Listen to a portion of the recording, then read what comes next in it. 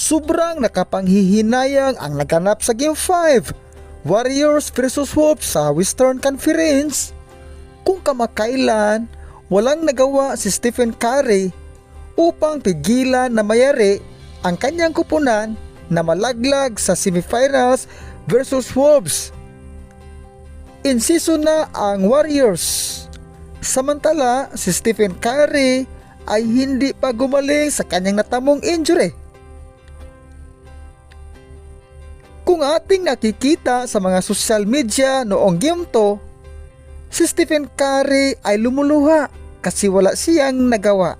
Hanggang tingin na lang siya, hindi kayang buhatin ni Jimmy Butler ang Warriors without Stephen Curry. Sa Golden State Warriors, in season na sila. And congratulations for job well done. And for the Wolves, one step closer na lang para sa NBA Finals.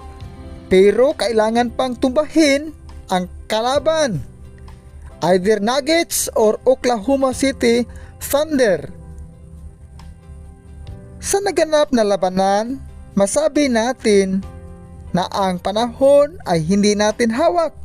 Kahit ginusto pa natin pero hindi mangyari. Bounce back na lang sa next season, Golden State Warriors.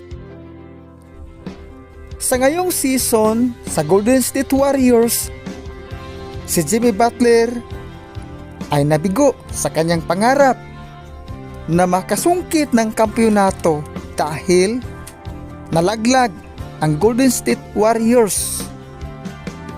Dahilan, si Stephen Curry ay na-injury.